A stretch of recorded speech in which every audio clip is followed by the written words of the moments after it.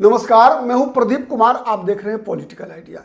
Political idea के आज के इस अंक में आप सभी दर्शकों का बहुत बहुत स्वागत है। मित्रों, देर रात एक सुखद समाचार प्राप्त हुआ। मुकेश सहनी और तेजस्वी यादव के बीच अंततः सहमति बनी और ये मुकेश सहनी की भारी जीत है। इसलिए जीत है मैं कह रहा हूं चूंकि मुकेश सहनी पिछली बार 11 विधानसभा सीट पर लड़े थे। इस बार 15 विधानसभा क्षेत्र में चुनाव लड़ेंगे, उनकी पार्टी लड़ेगी। इसलिए बड़ी विजय है कि पिछली बार मुकेश सहनी को एक एमएलसी की सीट मिली थी एनडीए से। इस बार जो मुकेश सहनी को मिला है महागठबंधन में, वो मिला है एक राज्यसभा और 2 एमएलसी की सीट। तो ये एक कह सकते हैं कि इतनी कम समय में किसी भी राजनीतिक दल को के लिए ये भारी विजय है। नहीं, अगर और साथ ही आपकी जानकारी के लिए बताऊं कि आज मुकेश सहनी स्वयं चुनाव लड़ रहे हैं, नामांकन कर रहे हैं। इससे पहले वो चुनाव लड़े थे, लोकसभा नहीं लड़े इस बार 2024 का। 2020 में विधानसभा चुनाव लड़े थे। मात्र 2000 वोट से लगभग जो है मुकेश सहनी चुनाव हार गए थे, 1759 वोट से मात्र सिमरी बख्तियारपुर विधानसभा सीट पर। लेकिन इस बार मुकेश सहनी अपने गृह क्षेत्र दरभंगा जिला के रहने वाले हैं, तो दरभंगा में ही उनके बगल की विधानसभा सीट है गौरा बोराम, तो वहीं से चुनाव लड़ रहे हैं मुकेश सहनी। और जब वहां से लड़ रहे हैं तो निश्चित है कि स्थानीय हैं तो उसका प्रभाव तो अलग पड़ेगा। ठीक, साथ ही एक और जो बात निकल कर आ रही है वो ये कि मुकेश सहनी खुद तो लड़ ही रहे हैं। अब तक जो मुकेश सहनी ने उम्मीदवारों की घोषणा की है खुद के अलावे, जो मैंने बताया 15 विधानसभा सीट लड़ेंगे, उसमें सब के सब अति पिछड़ी जाति से हैं।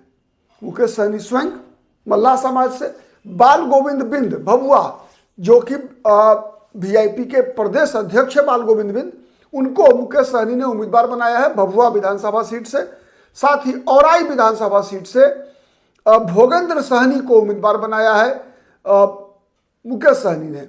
और वहां औराई आरजेडी ने उम्मीदवार तय कर दिया था औराई में, लेकिन सिंबल भी दे दिया था। अब सिंबल वापस लेगी आरजेडी अपने उम्मीदवार से। बीजेपी ने भी वहां राम सूरत राय बीजेपी से लड़े थे, पिछले बार जीते भी थे। उनका पूर्व में मंत्री रहे हैं राम सूरत राय, उनका टिकट काटकर बीजेपी ने वहां अजय निषाद की पत्नी रमा निषाद, जो अजय निषाद पूर्व सांसद रहे हैं बीजेपी से 2 बार, उनके पिता कैप्टन जयनारायण निषाद भी सांसद रहे, आरजेडी से भी रहे, फिर बीजेपी से भी रहे कैप्टन जयनारायण निषाद। तो वहां पर यह साबित होगा कि सहनी समाज की बादशाहत, क्योंकि मुकेश सहनी के आने से पहले राजनीति में मुझे लगता है कि कैप्टन जयनारायण निषाद भी सहनी समाज के एक बड़े नेता के रूप में उभर कर आए थे। ठीक है, तो वो तो एक कह सकते हैं कि आप प्रतिष्ठा की लड़ाई जो है औराई में लड़ी जाएगी सहनी समाज के 2 चेहरों के बीच। मतलब मुकेश सहनी के उम्मीदवार भोगेंद्र सहनी का मुकाबला कैप्टन जयनारायण निषाद की बहू रमा निषाद, अजय निषाद की पत्नी रमा निषाद से होना है वहां। साथ ही यह भी साबित होना है कि औराई में किसके उम्मीदवार में ताकत है। पार्टी की भी, माने गठबंधन की भी जो है एक जिसे हम कहते हैं ना कि गठबंधन के भी वर्चस्व की परीक्षा जो है एक तरह से औराई में होगा। ठीक है, साथ ही दरभंगा शहरी विधानसभा सीट भी गई है वीआईपी के खाते में और वहां से सिंबल भी दे दिया है मुकेश सहनी ने उमेश सहनी को। ठीक है, तो ये वीआईपी दरभंगा शहर विधानसभा सीट पहली बार लड़ रही है। पिछली बार वहां दरभंगा शहरी विधानसभा सीट से आरजेडी की उम्मीदवार लड़े थे अमरनाथ गामी। ठीक है, तो इस बार जो है वहां वीआईपी के उम्मीदवार लड़ेंगे उमेश सहनी वहां से चुनाव। संजय सरावगी जो कि लगातार 2005 से ही चुनाव जीतते आ रहे हैं, 2005 का 2 चुनाव जीता, 10, 15, 20, 5 चुनाव लगातार जीत चुके हैं संजय सरावगी। बिहार सरकार में मंत्री हैं, तो ये भी एक मतलब हैवीवेट कह लीजिए सीट है। ठीक है, और ये एक सबसे बड़ी सफलता मुकेश सहनी की है कि दरभंगा जिला के रहने वाले हैं और 2 विधानसभा सीट पर उनके उम्मीदवार होंगे। तो एक स्थानीय राजनीति में जो है एक बड़ा संदेश, चूंकि अगर सहनी समाज की अगर राजनीतिक शक्ति देखेंगे अगर, तो सबसे ज़्यादा शक्ति अगर संख्या बल से लेकर राजनीतिक देखेंगे तो दरभंगा, समस्तीपुर होते हुए वैशाली, ठीक है, ये इलाका जो है यहाँ, तो दरभंगा में 2 विधानसभा सीट मिली, एक अब तक 4 उम्मीदवार को मात्र की सूचना है। तो दरभंगा जिले में 2, दरभंगा शहर और गौरा बोराम। उसके अलावा मुजफ्फरपुर में 1 और 1 भभुआ। ठीक है, मुजफ्फरपुर में और सीटें बनती थी, लेकिन जिस प्रकार की परिस्थिति पैदा हुई, सब आपको पता है, परिस्थिति पैदा हुई कि आरजेडी जो है अंत में अड़ गई। तेजस्वी यादव अड़ गए कि नहीं, शायद लगा कि 8 सीट 9 सीट मुकेश सहनी को देने की बात चलने लगी अंत में। तो ये स्थिति बनी। अगर दीपांकर भट्टाचार्य ने हस्तक्षेप नहीं किया होता, अगर CPI-ML के दीपांकर भट्टाचार्य ने अगर लास्ट आवर में इंटरफेयर कल दिन के 12 बजे नहीं किया होता अगर, तो शायद आज मुकेश सहनी महागठबंधन से बाहर होते, तब फिर मुकेश सहनी लूजर होते। ठीक है, तो आज लूजर होने से VIP को अगर किसी ने बचाया तो उसमें सबसे बड़ी भूमिका रही दीपांकर भट्टाचार्य की। दीपांकर जब लगा कि जो सीटें, आपको पता होगा गौरा बोराम के लिए भी आरजेडी ने अपने उम्मीदवार की घोषणा कर दी थी। ठीक है, तो ये स्थिति थी। तो साथ ही जो डिमांड था सिमरी बख्तियारपुर, मुकेश सहनी पिछली बार लड़े थे, मात्र 1700 मैंने बताया वोट से हारे थे। उस विधानसभा सीट पर भी आरजेडी ने अपने उम्मीदवार की घोषणा कर दी थी। महिषी लड़ना चाहते थे, वहां भी आरजेडी ने उम्मीदवार की घोषणा कर दी। छातापुर संजीव मिश्रा को लड़ना चाहते थे। ठीक है, तो अब देखना है कि इन 4 के अलावा और कौन 11 सीटें निकल कर आती है, इस पर हमारी नजर रहेगी। लेकिन सबसे बड़ी बात यही है कि लग तो यही रहा था कि पिछली बार के इतिहास 2020 का इतिहास शायद दोहराया जाएगा मुकेश सहनी के साथ इस बार भी। लेकिन चलिए, देर आए दुरुस्त आए। दीपांकर भट्टाचार्य के प्रयास, दीपांकर भट्टाचार्य को जब लगा कि यार सब कुछ खत्म हो रहा है, तो फिर राहुल गांधी को बीच में लेकर आए दीपांकर भट्टाचार्य।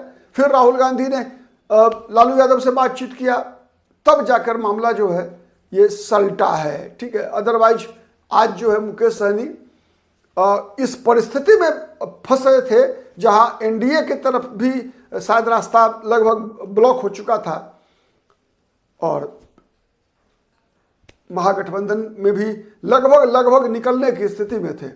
ठीक है, तो सबसे बड़ी बात, अब तो 15 विधानसभा सीटें मिली, 2 MLC 1 राज्यसभा। अब सबसे बड़ी चुनौती है मुकेश सहनी के लिए कि जो सीटें मिली है उन सीटों पर अपने उम्मीदवार को चुनाव जिता कर लाना, यह सबसे बड़ी चुनौती होगी सन ऑफ मल्लाह की।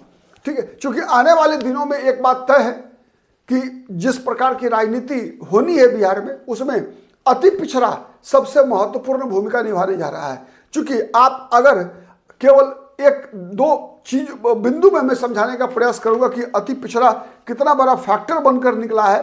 ठीक है, उसके लिए आपको उदाहरण मिलेगा जनता दल यूनाइटेड के उम्मीदवारों की सूची से। आप देख लीजिए कि जेडीयू का सोशल इंजीनियरिंग क्या कहता है। जेडीयू का सोशल इंजीनियरिंग के अनुसार अगर हम देखें तो जेडीयू ने 22, जनता दल यूनाइटेड ने 22 अति पिछड़ा समाज के व्यक्ति को टिकट दिया है, 22। ठीक है, बीजेपी ने 16, 38।